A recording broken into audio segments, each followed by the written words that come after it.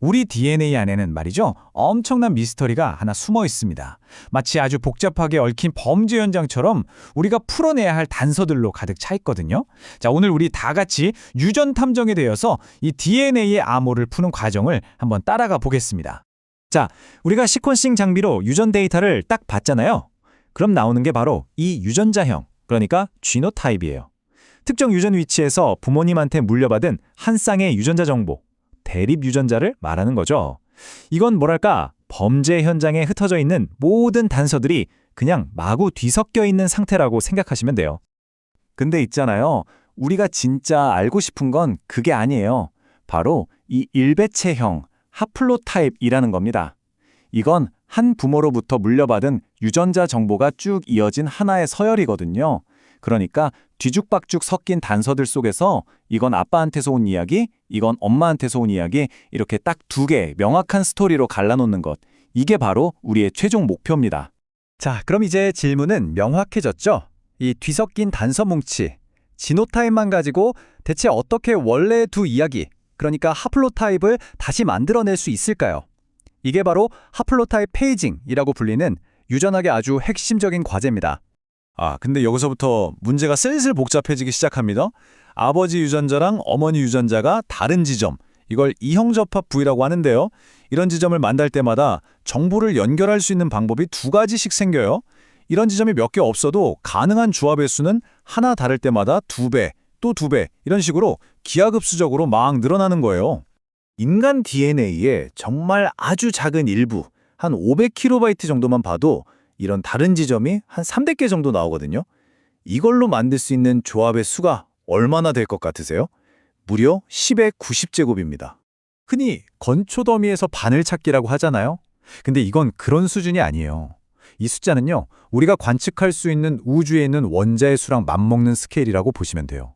와, 이 엄청난 가능성 속에서 딱 하나의 정답을 찾아내야 하는 거죠. 이건 사실상 불가능한 미션처럼 보이잖아요? 아니, 이렇게 말도 안 되는 규모의 문제에 대체 어떻게 맞설 수 있을까요? 다행히도 우리 유전 탐정한테는 이 불가능해 보이는 암호를 풀 수 있는 아주 강력한 도구들이 있습니다.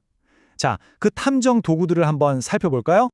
첫 번째 도구는 멘델 페이징이라는 건데요. 규칙은 아주 간단하면서도 강력해요. 예를 들어서 부모님 중 한 분이 특정 위치에서 똑같은 A 유전자만 2개 가지고 있다고 쳐봐요.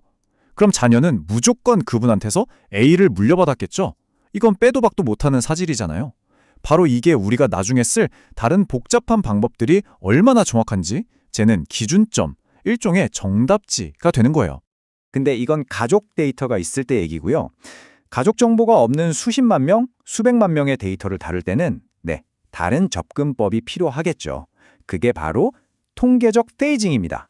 이 통계적 페이징은 진짜 재밌는 방식으로 작동해요. 일단 처음에는 에라 모르겠다 하고 그냥 무작위로 하플로타입을 대충 찍어요. 그런 다음에 이 대충 찍은 걸 가지고 전체 인구에서 어떤 하플로타입 조합이 더 흔한지 모델을 만듭니다. 그리고 다시 이 모델을 가지고 각 사람의 하플로타입을 이 조합이 제일 그럴듯하네 하면서 업데이트를 하는 거죠. 자, 여기서부터가 핵심이에요. 이 과정을 계속 반복하는 겁니다. 더 나아진 하플로타입으로 모델을 다시 만들면 모델이 더 똑똑해지고 더 똑똑해진 모델은 하플로타입을 더 정확하게 찾아내고 이런 선순환이 계속 돌면서 점점 정답에 가까워지는 거죠. 자, 이제 정말 믿을 만한 도구를 손에 넣은 것 같죠? 그런데 바로 그때 우리 탐정 이야기에 정말 예상치 못한 반전이 딱 나타납니다. 아주 이상하고 기묘한 패턴의 오류가 발견되기 시작한 거예요. 페이징 오류에는 크게 두 종류가 있어요. 단일 스위치 오류는 말 그대로 딱 한 군데서 실수가 난 거예요. 주변은 다 맞는데 혼자 삐끗한 거죠. 반면에 이중 스위치 오류는 좀 이상해요. 실수를 했다가 바로 다음 자리에서 또 실수를 해서 어라? 원래대로 돌아와 버리는 거예요. 잠깐 엉뚱한 길로 갔다가 바로 복귀하는 느낌이죠. 그런데 영국 바이오뱅크 같은 엄청나게 큰 데이터를 분석해 봤더니 정말 충격적인 결과가 나온 거예요.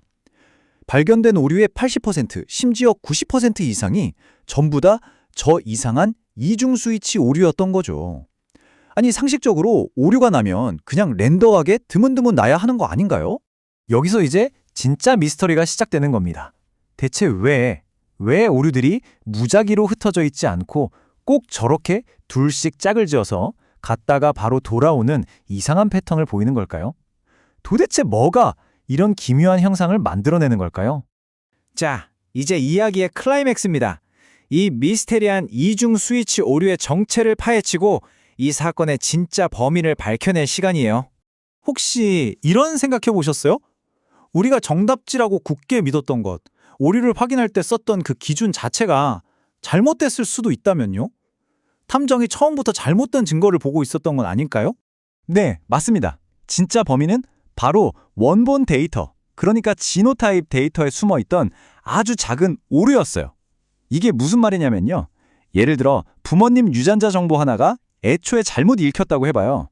그러면 우리 똑똑한 통계적 방법은 사실 정답을 제대로 찾았는데도 아까 그 단순한 멘델 규칙은 이 잘못된 정보에 속아서 이거 틀렸는데? 하고 잘못된 판정을 내리는 거예요. 이게 바로 우리가 봤던 그 이상한 이중 스위치 오류의 진짜 정체였던 겁니다. 결론은 이거예요. 우리가 썼던 통계적 페이징 방법은 처음부터 거의 정확했다는 겁니다. 우리가 페이징 오류라고 불렀던 것들은 사실 알고리즘의 실수가 아니었던 거죠. 그걸 판단하는 데 썼던 증거 자체가 오염되어 있었기 때문에 생긴 일종의 착시 현상이었던 겁니다. 자, 이제 사건은 완전히 해결됐습니다. 그럼 이 발견이 우리에게 뭘 말해주는지, 그리고 이 모든 이야기에서 빅데이터의 힘이 얼마나 대단했는지 최종 판결을 내려보겠습니다.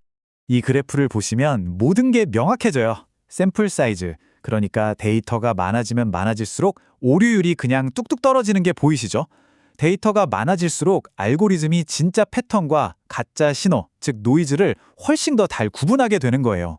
실제로 영국 바이오뱅크 같은 거대한 데이터셋에서는요, 우리가 눈으로 본 오류율이 진짜 오류율보다 거의 2.5배나 더 높게 나왔어요. 순전히 그 원본 데이터 오류가 만들어낸 허상 때문에요.